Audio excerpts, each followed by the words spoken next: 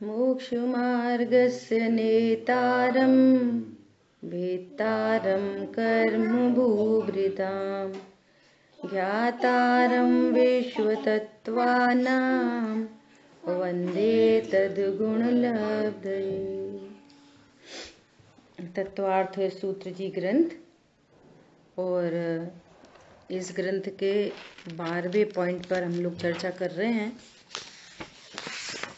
जिसमें सम्यक दर्शन के प्रकट करने का उपाय बता रहे हैं, है ना। सम्यक दर्शन प्रकट करने का क्या उपाय है। तो सबसे पहली बात आई कि दो द्रव्यों के बीच अत्यंत अभाव है, तो उस अत्यंत अभाव को हमको समझना चाहिए। अर्थात एक द्रव्य दूसरे द्रव्य का कर्ता नहीं, भोगता नहीं, उससे लाभ नहीं, हानि नहीं, है ना, कोई इष्ट नहीं, अनिष्ट नहीं, ऐसा। दूसरी बात आई अगुरु लघुत्व गुण की।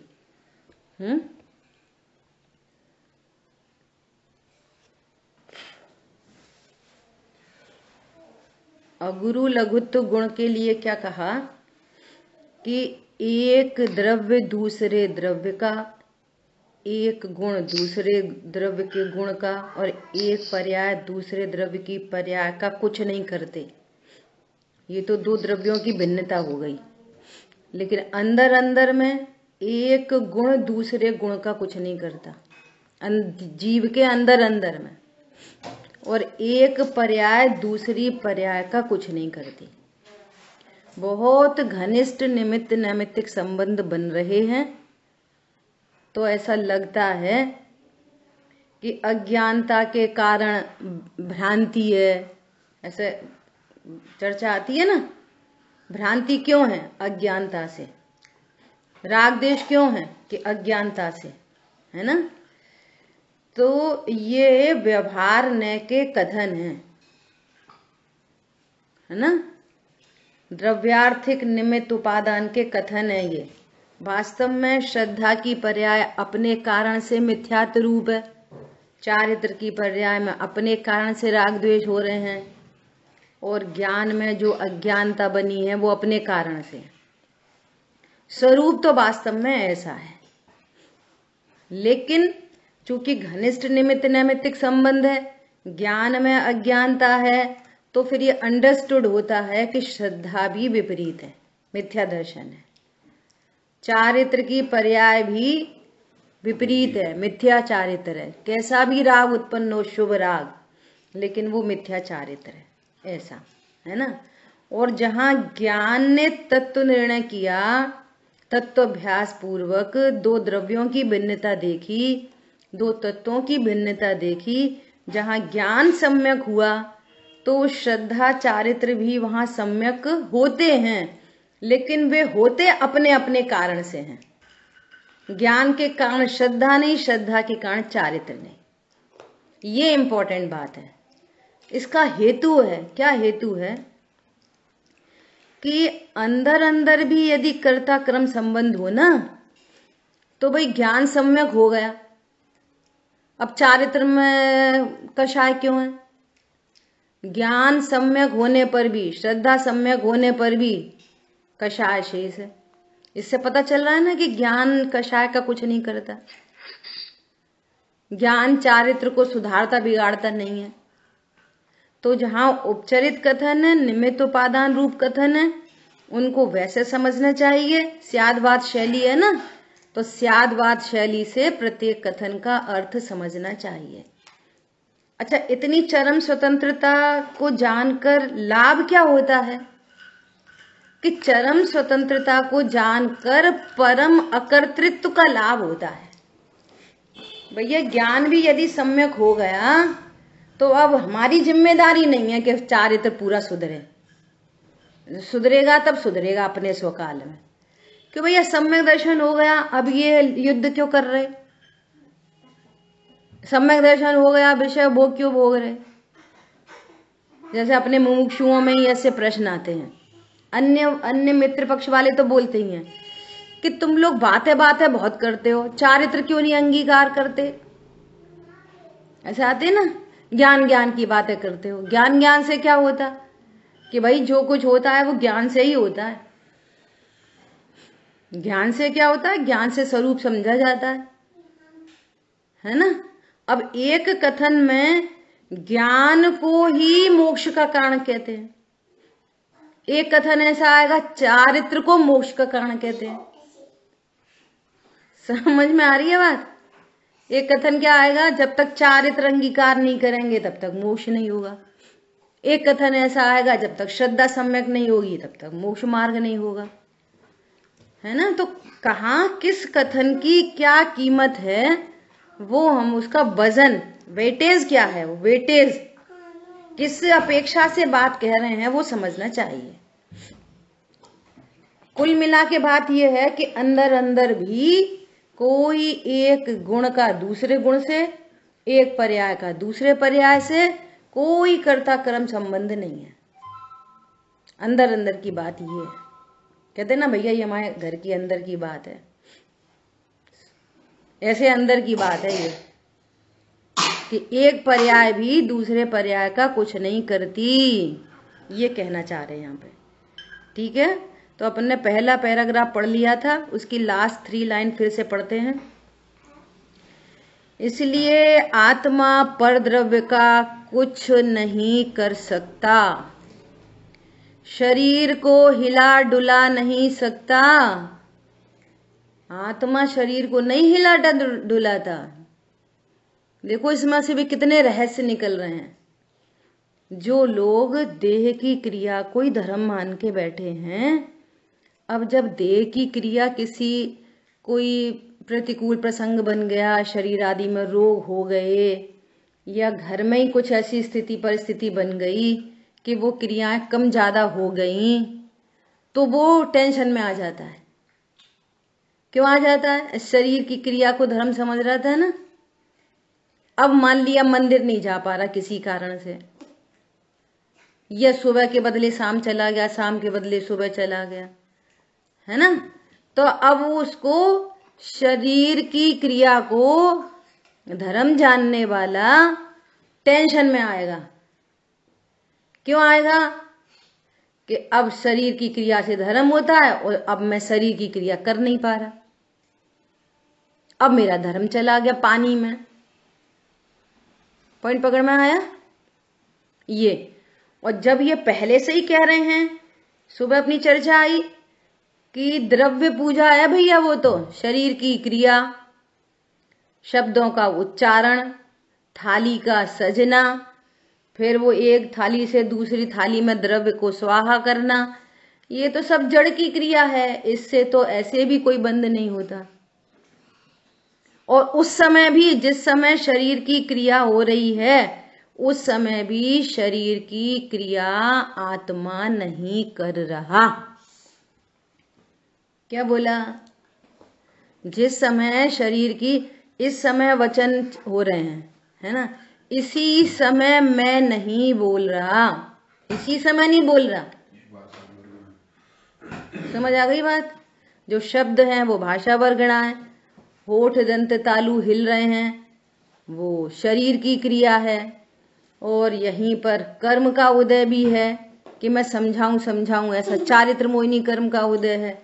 इधर ही एक परिणाम है, चारित्र गुण की विकारी पर्याय में एक परिणाम है, वहीं पर ज्ञान स्वभाव है, जानने वाला जो सबको जान रहा है, और वहीं पर परम निष्क्रिय तत्व जाननहार भगवान आत्मा।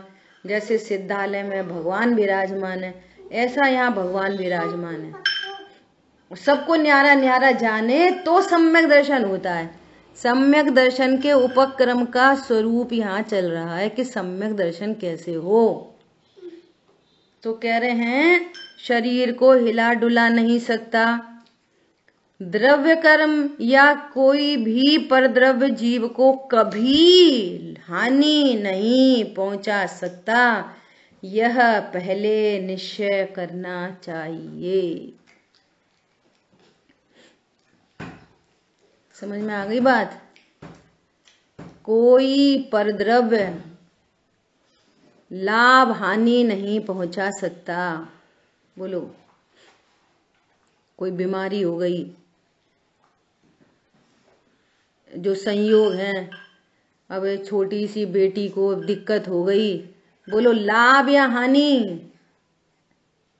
भले ही उसके प्रति राग उत्पन्न हो रहा है उसका लक्ष्य होते हुए, भले ही उस समय दुख उत्पन्न हो रहा है, देखो पर का लक्ष्य होते से ही राग उत्पन्न होता है, ये नियम है। चाहे किसको हो, सम्यक दृष्टि मिथ्या दृष्टि किसी को हो, पर लक्ष्य होते से ही राग उत्पन्न होता है। अब वो बच्ची का लक्ष्य हुआ तो दुख उत्पन्न हुआ, ओ बेचारी को चोट लग गई, चोट लग गई, दुख उत्पन्न हुआ, अलग बात। ज्ञान जान रहा है वो अलग बात, और मैं कौन हूं ये एकदम अलग बात। और जिस ज्ञान ने निर्णय किया है कि भले राग उत्पन्न हो रहा है, दुख उत्पन्न हो रहा है, परंतु मुझे इस सब से कोई लाभ हानि नहीं, पॉइंट ये है। देखो हम कहां तक सीमित हो जाते हैं, कैसे ऐसा सब लोगों के फोन आते हैं, सब पूछते हैं कैसे गिर गई, क्या गिर गई, तो अपन पूरी कहानी सुनाओ। फिर देखो अब कुछ करता हुआ तो दिखता नहीं है, तो अपन क्या बोलते हैं, देखो अपनी कहाँ चलती, वो होना है सुनिश्चित है, अपनी कहाँ चलती। तो हम इतना तो बोलते हैं कि अपनी कहाँ चलती, इतना तो बोलते हैं अपनी कहाँ चलती, लेकिन लग तो ऐसा ही रहा है मेरे घर का बच्चा है, इसको परेशानी हो गई, मतलब मुझे ही परेशानी हो गई। स्वाध्याय करते हैं ना, तो इतना तो सीख जाते हैं। क्या सीख जाते हैं, क्या सीख जाते हैं कि अब देखो भैया अपन क्या कर सकते हैं, वो तो कोई कर्म का उदय आया था। बहुत जीव तो कर्म के उदय का भी विचार नहीं कर पाते, तो वहां तो बहुत तीव्र कषाय होती है, लेकिन कर्म का उदय विचार करने पर कषाय थोड़ी मंद होती है कि भाई अब क्या कर सकते हैं, तो कर्म का ही उदय था, जो होना था सो हुआ। परंतु यहां से अभी अपना काम नहीं बनता, ये कहना है। अपना काम कब बनेगा? कोई भी परद्रव्य जीव को कभी हानि लाभ नहीं पहुंचा सकता। सब ज्ञान के गेय बन रहे हैं, बस मेरे में क्या लाभ हुआ, क्या हानि हुई। ये है अनंत पुरुषार्थ, सम्यक दर्शन का पुरुषार्थ। समझ आ गई बात? शरीर की क्रिया हिला डुला नहीं सकता मैं, शरीर की कोई क्रिया नहीं हो रही है, मान लिया बिस्तर पे ही पड़ा है, तो शरीर ही तो पड़ा बिस्तर पे, बोलो उसी समय भगवंतों का स्मरण, ओहो कैसे हमारे देव हैं, पूजा हो रही है। भीतरागी देव तुम्हारे जैसा जग में देव का, शरीर नहीं हिलडुल पा रहा है, वो उसकी योग्यता है, और जब हिल रहा था तब भी उसकी योग्यता थी। न मैं अभी कुछ कर सकता, न पहले मैं कुछ कर रहा था जब हिलडुल रहा था मेरे अनुसार, ऐसा समझा जा रहा था कि मेरे अनुसार हिलडुल रहा है, पर हिला डुला तो मैं तब भी नहीं रहा था, और उससे मुझे लाभ हानि पहले भी नहीं थी और अभी भी कोई लाभ हानि नहीं। भगवान की भक्ति एक परिणाम है, भगवंतों की भक्ति एक परिणाम है, परिणाम। ज्ञान में देवशाग गुरु का स्वरूप, श्रद्धा में उनका विश्वास, और श्रद्धा में विश्वास और चारित्र की परिणति में उनके प्रति बहुमान। इस विश्व में उनके अलावा कोई इष्ट लगता ही नहीं है, इसलिए वे परम इष्ट हैं, परमेष्टि, और कोई इष्ट नहीं दिखता। पॉइंट समझ में आया? और वे परमेष्टि इसलिए हैं कि उन्होंने हमको ही हमारा इष्ट बताया कि तुम्हारे इष्ट हम नहीं, तुम्हारा इष्ट तुम ही हो, तुम ही शाश्वत देव हो, यही स्तुति करने योग्य देव है, इसलिए वे परमेष्टि है। बोलो पूजा चल रही है, इसका नाम पूजा है, ये 24 घंटे की पूजा है, अजपा जाप है, ये ग्रहित मिथ्यात्व को तोड़ देता है। ये बहुत इंपॉर्टेंट बात है ये सब, है ना। दूसरी बात, जब भगवंतों का विश्वास होता है तो उनके कहे हुए प्रत्येक कथन का श्रद्धान होता है। कौन ने देखे कर्म, कौन ने देखे नरक स्वर्ग, ऐसी बातें नहीं करता वो। भगवान की रोज पूजा करे, फिर बोले नरक स्वर्ग किन्ने देखे, यही है जो कुछ है, यहीं पे ही है जो कुछ है। उसको देव का श्रद्धान नहीं है, उसको गुरु का श्रद्धान नहीं है। किसने देखे कर्म? देव के श्रद्धान होने वाले को घटता हुआ पाप होता है। देव के श्रद्धान वाले को उसको पता है, क्या पता है कि एक एक पाप परिणाम का उदय आता है। इसलिए वो उसके श्रद्धान में पाप परिणाम अत्यंत है, भले फिर भी उत्पन्न होते हैं परंतु अत्यंत है भासित होता है। शुभ भाव भी उसको हे भासित होता है। ये है सर्वज्ञ की श्रद्धा करने वाले को। और एक ध्रुव स्वभाव ही सर्व समाधान कारक है, एक ध्रुव स्वभाव के अवलंबन से। ये है तत्व ज्ञान का अनुक्रम, है ना। तो ये कह रहे हैं यह पहले निश्चय करना चाहिए। अब देखो, सब टटोलो अपने आप को कि हमने ये निश्चय किया कि नहीं किया। जरा सा कुछ होएगा ना, अरे इसको ऐसा कर लेते, अब आगे से ऐसा नहीं करना चाहिए। इसका मतलब होता हुआ परिणाम स्वीकार नहीं है, होता हुआ परिणमन स्वीकार नहीं है। कुछ अदल बदल सकते हैं, फेर फार कर सकते हैं, कम ज्यादा कर सकते थे। अगर हम संभाल लेते ना, थोड़ा टाइम से आ जाते तो बात संभल जाती। समझ आई बात? ऐसा एक परिणमन का कर्ता अन्य को देखना, ये आपको अत्यंता भाव की स्वीकृति नहीं है, ये बता रहा है। क्या बोला? एक में ढोल करना है, ठीक है। आगे बढ़े। इस प्रकार निश्चय करने से जगत के पर पदार्थों के कर्तृत्व का जो अभिमान आत्मा के अनादिकाल से चला आ रहा है, वह दोष मान्यता में से और ज्ञान में से दूर हो जाता है। क्या बोल रहे हैं? ऐसा निश्चय करने से। कैसा निश्चय करने से? कौन बताएगा? कैसा निश्चय? 2 पॉइंट हुए हो, अभी मैंने रिपीट भी कर दिए। अरे ये तो वो बोल ही रहे हैं इस पैराग्राफ में। कैसा करने से? 2 बातें बोलो, कौन बताएगा? 2 बातें अभी अभी मैंने रिपीट की है। एक तो पहला निर्णय करना कि मैं ध्रुव हूँ, ध्रुव के आश्रय से ही सब मतलब आकुलताएं चली जाती है, कुछ भी नहीं रहता। नहीं, यहाँ जो अपना प्रकरण चल रहा है ना, अपन को प्रकरण से बोलना है। क्या 2 पॉइंट निकल गए? 2 द्रव्यों आपको देव की सच्ची श्रद्धा हो, उनका स्वरूप बता तो नहीं, वो तो उन्होंने ही बोल दिया। कोई और बोलेगा? बताओ।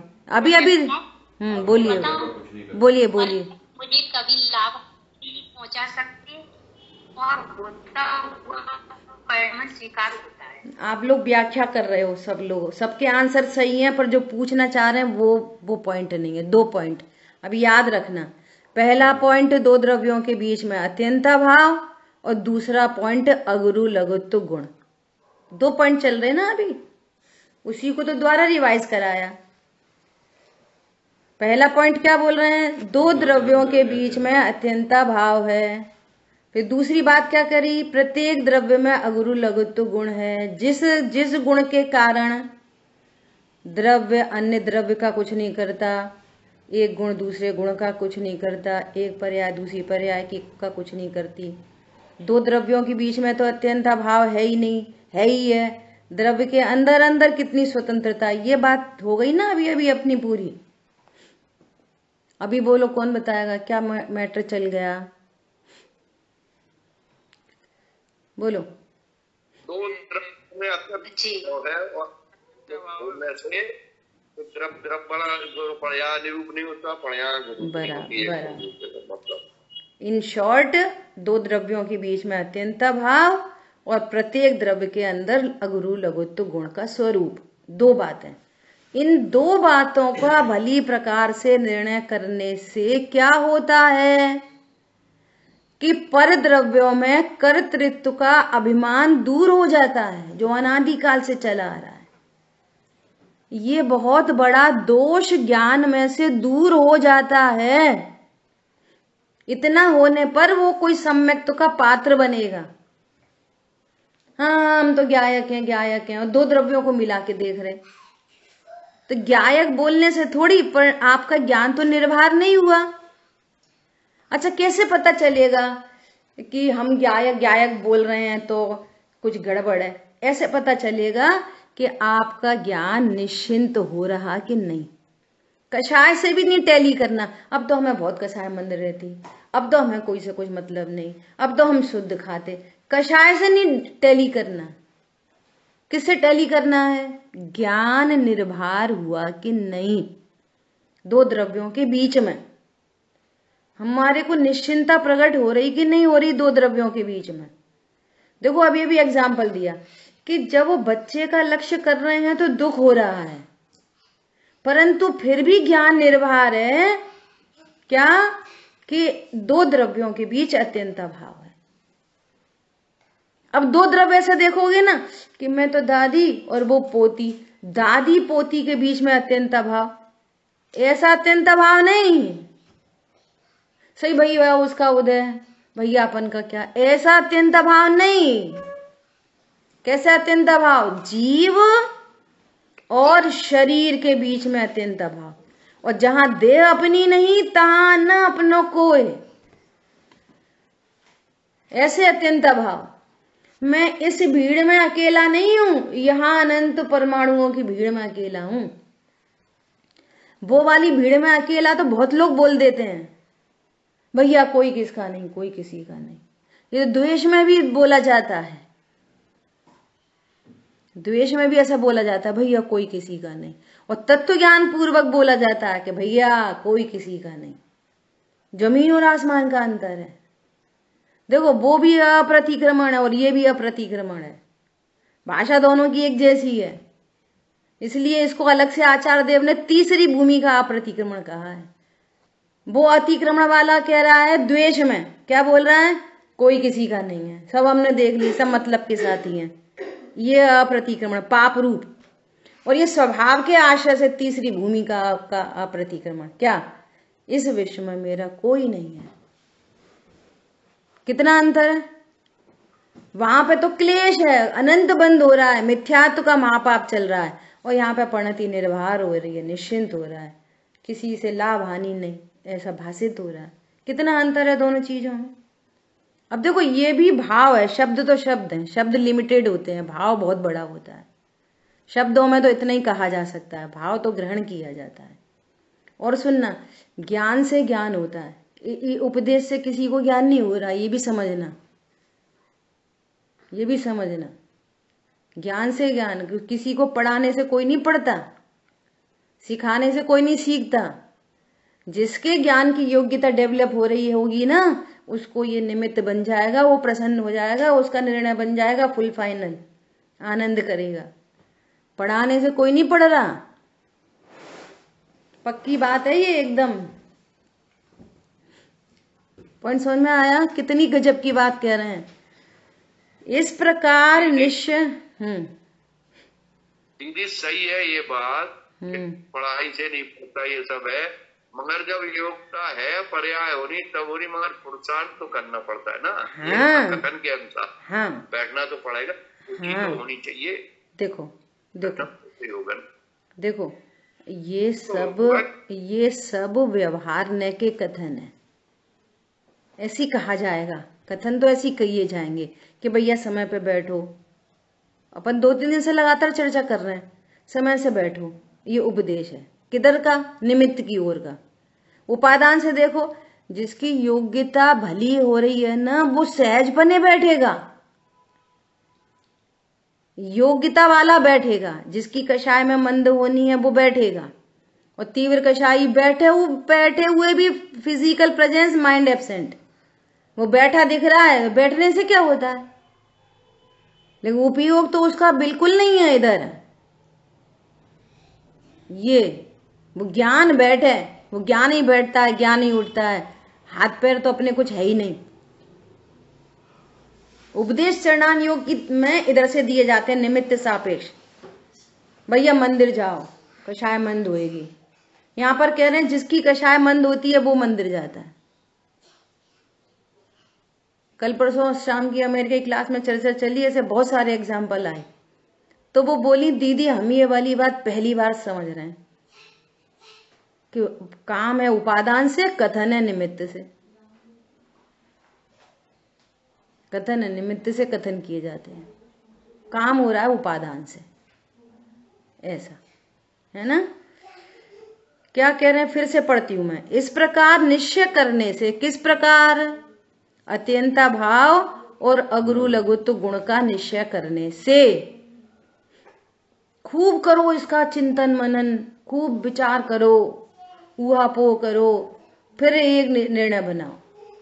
इस प्रकार निश्चय करने से अत्यंता भाव का निश्चय करो और अगुरु लघुत्व का गुण का निश्चय करो। पर पदार्थों के कर्तृत्व का अभिमान आत्मा के जो अनादि से चला रहा है, वो इतना बड़ा दोष मान्यता में से, श्रद्धा में से और ज्ञान में से दूर हो जाता है। देखो चारित्र की पर्याय की यहाँ कोई बात ही नहीं कर रहे। चारित्र की पर्याय में कषाय मंद तो खुद ही हो जाएगी, और जब वो निर्णय पूर्वक स्वभाव सन्मुख होगा तो कषाय मिट जाएगी। वो काम पूरा होना है ज्ञान में, ज्ञान काम करेगा, मान्यता सुधर जाएगी, कषाय तो खुद ही मिट जाएगी। समझ आ रही बात? दुनिया क्या कर रही है, कषाय मंद करना चाहती है, मान्यता उल्टी पड़ी है, और ज्ञान के तो ठिकाने ही नहीं है। वो फिर कुछ बोलना है तो आगम परक बोल दिया, बोलने मान्यता तो सुधरी नहीं, वो कषाय कदाचित मंद हो गई। देखो जब किसी ग्रुप में ऐड होते हैं ना, जैसा कोई अच्छा बच्चा है और कोई ऐसा ग्रुप में ऐड हो गया है ना, अब योग्यता ऐड हो गया, तो वे उसको बीड़ी पीने वाले मिल गए, सिगरेट पीने वाले मिल गए, शराब पीने वाले मिल गए, तो वो उससे इफेक्टेड हो ही जाता है। पहुंचा ही इसलिए उस ग्रुप में निमित्त, क्यों तेरा उपादान है। ऐसे ही इधर समझो कि कोई मुमुक्षु ग्रुप में ऐड हो जाए ना, तो वो भी कहता है मैं मुमुक्षु। अब वो आजू बाजू देखता है, क्या ये रात में नहीं खाते, ये जिमीकन नहीं खाते, ये छान के पानी पीते हैं, ये शुद्ध दूध पीते हैं, ये शुद्ध शक्कर खाते हैं, ये शुद्ध घी खाते हैं, ये शुद्ध तेल खाते हैं, तो वो शुद्ध सामग्री उसने इकट्ठी कर ली। क्या फर्क पड़ रहा है, अशुद्ध तेल आ रहा है 80 रुपए का और शुद्ध आ रहा है 85 का, तो अपन भी धर्मात्मा का टैग लगाने के लिए 5 रुपया में क्या फर्क पड़ रहा है, अपन भी शुद्ध खाओ। लेकिन अभिप्राय तो बदलता ही नहीं है, क्रिया तो एक दूसरे को देख के खरबूजा रंग तुरंत बदलता है, ये कहना है। क्रिया तो बहुत झटपट सुधरती हैं, लेकिन बात है परिणाम, और परिणाम से बड़ी बात है मान्यता, परिणाम से बड़ी बात है ज्ञान, राइट नॉलेज हो, अपने स्वरूप का पता चले।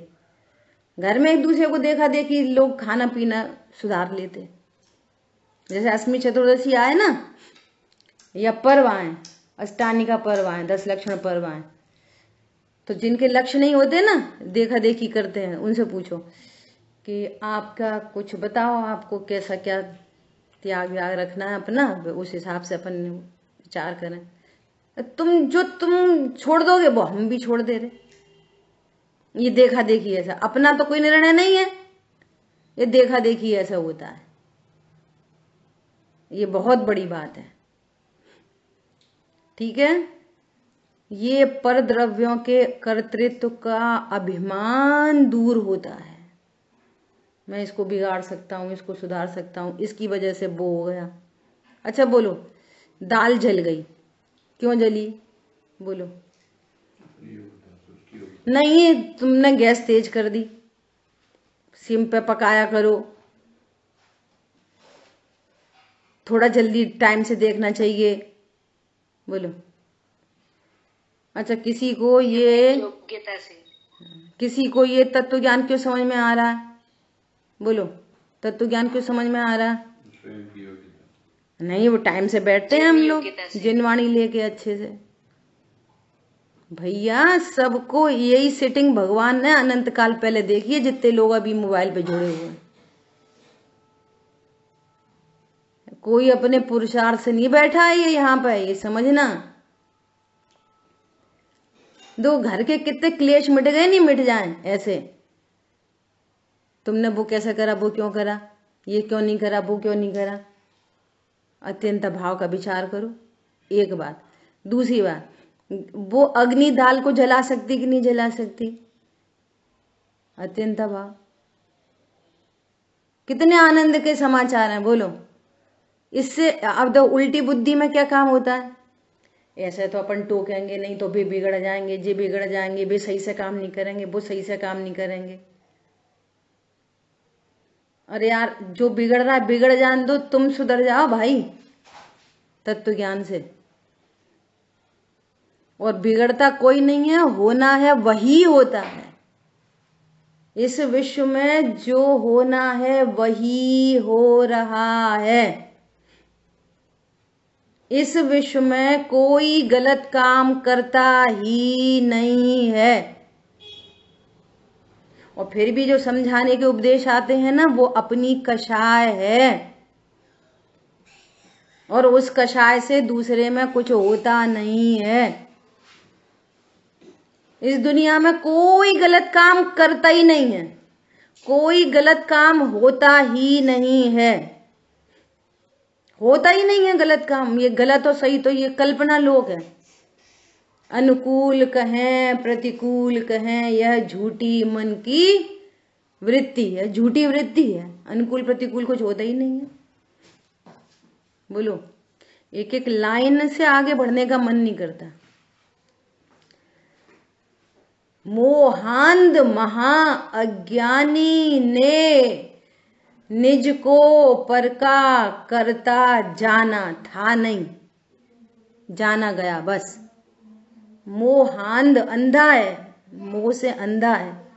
क्रोधांध महा अज्ञानी, मानांध महा अज्ञानी, लोभांध महा अज्ञानी। महाज्ञानी कह रहे हैं निज को पर का करता जाने। रावण ने गलत काम किया कि नहीं किया? बोलो, कुछ नहीं किया गलत काम, ऐसे ही होना था। उनका उदय आना था, इसके परिणाम होने थे। एक जगह मिल गए दोनों। वो विश्व में होता हुआ परिणमन स्वतः हो रहा है, कोई किसी को नहीं कर रहा। और देखो कैसी हवा चलती है जबरदस्त, कि वो भेष रख के आ गया, फिर वो बाहर आई, फिर उस समय कोई था ही नहीं, रामचंद्र जी भी नहीं थे, लक्ष्मण जी नहीं थे, भी लक्ष्मण रेखा खींच के गए कि तुम निकलना नहीं, तो भी रेखा पार कर दी। वो रेखा पार नहीं करती तो थोड़ी उठा ले जाता वो, और करती कैसे नहीं? बोलो, विचार करो एक एक पॉइंट पे। आपको कितनी चरम स्वतंत्रता, होता हुआ परिणमन, होता हुआ परिणमन, जगत में सब होता हुआ परिणमन दिखाई देगा। पंडित साहब ने कितना गजब का लिखा है। जो होता है वह होने दो, जितनी जल्दी स्वीकार कर लोगे जो होता है वह होने दो, होनी को स्वीकार करो, तो आपका ज्ञान निश्चिंत और निर्भर हो जाएगा। ये निर्भर ज्ञान सम्यक्त का पात्र बनेगा। जो होता है वो होने दो, होनी को स्वीकार करो, कर्तापन का भाव न लाओ, निज हित का पुरुषार्थ करो। तुम अपने व्यवहार में ही मग्न, निज कार्य में सो, अपने निज हित का पुरुषार्थ कुछ नहीं हो रहा। वे 2 रुपया की पेंसिल के पीछे इसका ढक्कन कहाँ फेंक दिया, ध्यान से नहीं रखते। अनंत कर्म बांध रहा है, लेना न देना, ये परिणमन है। बोलो, समझ में आ रही बात? निज हित का पुरुषार्थ करो। क्या है निज हित का पुरुषार्थ? 2 द्रव्यों के बीच में अत्यंत भाव है, ऐसा निश्चय करो। अगुरु लघुत्व गुण के कार्य का निश्चय करो तो आपका अनादिकाल से चला आ रहा अभिमान दूर हो जाएगा, आपकी मान्यता से दोष चला जाएगा, ज्ञान से दोष निकल जाएगा। ये सम्यक्त की पात्रता है।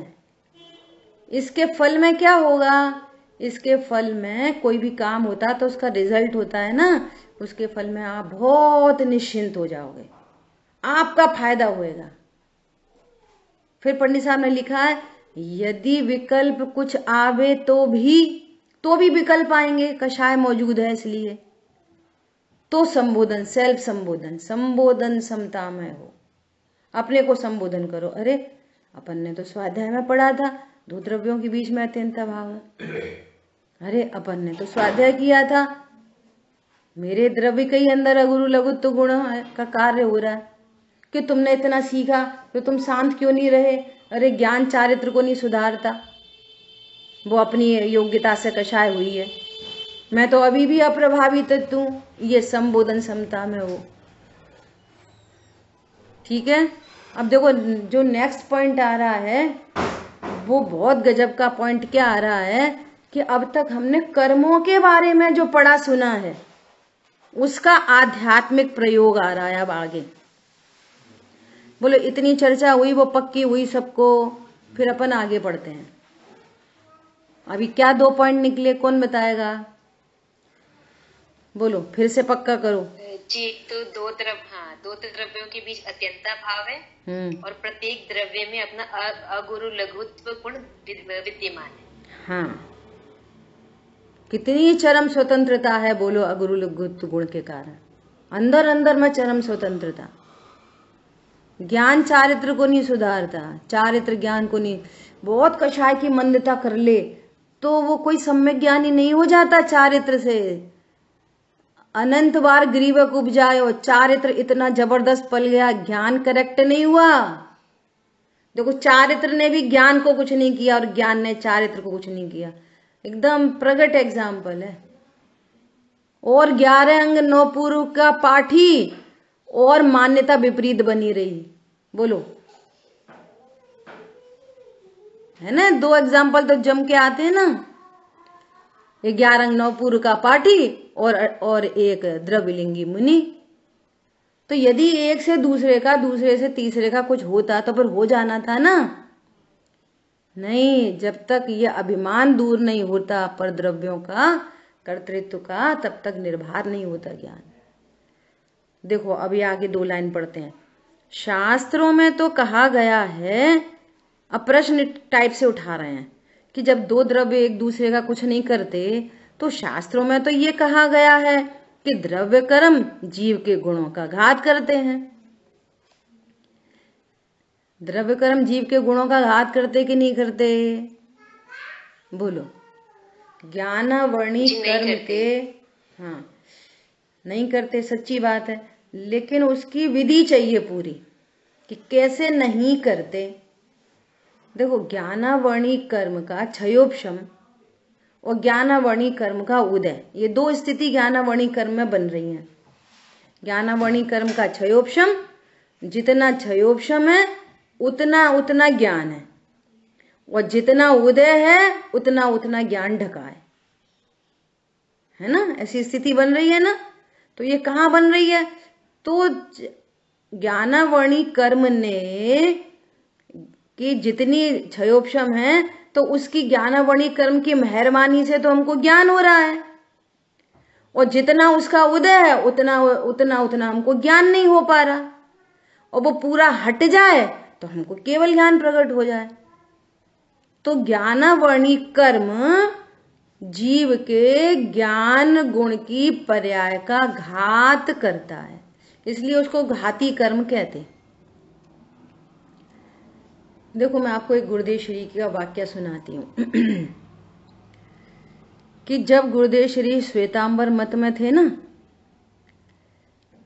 और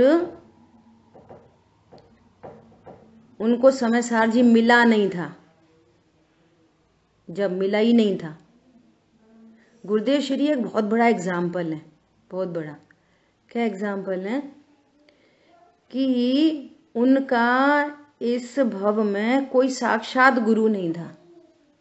श्वेतांबर मत में भी वो पढ़ते लिखते थे खुद से ही। तो जब ये चर्चा आती थी ना द्रव्य कर्म से रिलेटेड, तो भैया ज्ञानावणी कर्म ज्ञान को ढकता है, ज्ञानावणी कर्म के उदय से ज्ञान ढकता है। तो गुरुदेव श्री को ये वाली बात श्वेतांबर मत में ही स्वीकार नहीं थी। जब उन्होंने ये समय सार जी उनके हाथ नहीं लगा था, मोक्ष प्रकाशक जी जब उनके हाथ नहीं लगा था, तभी ये बात को स्वीकार नहीं करते थे। और जब वो खुद बोलते थे ना ऐसा कि नहीं, ज्ञानावणी कर्म ज्ञान का घात नहीं कर सकता, तो जो उनके वो बड़े थे हीरालाल जी भाई, वो ऐसा कहते थे, ये अर्थ ये पता नहीं कहाँ से निकालता है। मतलब आप सोचो कि इधर अत्यंता भाव की चर्चा, चूंकि वो टॉपिक है जिनागम में, तो चार अभाव की चर्चा भी विद्वान करते थे, है ना। और निमित्त नैमित्तिक संबंध भी बोलते थे, लेकिन तो भी कर्ता कर्म की बुद्धि नहीं जा रही थी, स्वीकार नहीं करते थे। ऐसे थोड़ी। और फिर खूब लिखा है, क्या लिखा है, स्वयं किए जो कर्म शुभाशुभ फल निश्चयी बे देते। बोलो, पढ़ा है ना अपन ने कि तुम ऐसे परिणाम करोगे तो तुमने कर्म बांधे, कर्म का उदय आएगा तो जीव के गुणों का घात करेगा, जीव को दुखी करेगा। टोडरमल जी ने प्रश्न उठाया कि कर्म जीव को सुखी दुखी करता है, तो फिर कर्म को चेतनपना होना चाहिए और कर्म को बलवान भी होना चाहिए। लॉजिक दिया उन्होंने। यदि कर्म जीव को सुखी दुखी करता है तो फिर कर्म जीव से बलवान ठहरे, तो उनको बलवान भी होना चाहिए और उनको ज्ञानवान भी होना चाहिए। चलो भैया, अब इसके कर्म का उदय आ रहा, चलो अब इसको हैरान करो। और इसके पुण्य का उदय आ रहा, चलो इसको अब सुखी करो। बोलो, ज्ञानावणी कर्म के उदय से जीव का ज्ञान ढकता है कि नहीं? अरे ये निमित्त नैमित्तिक संबंध का ज्ञान कराया है, वो भी पर्याय में निमित्त नैमित्तिक संबंध बनता है। कर्म का निमित्त नैमित्तिक संबंध पर्याय में बनता है। द्रव्य स्वभाव से तो निमित्त नैमित्तिक संबंध भी नहीं बनता। क्या बोला? द्रव्य स्वभाव से तो कर्म का निमित्त नैमित्तिक संबंध नहीं बनता। क्यों नहीं बनता? कि दो द्रव्यों के बीच में अत्यंता भाव है और दो द्रव्यों की पर्याय में निमित्त नैमित्तिक संबंध घटित होता है।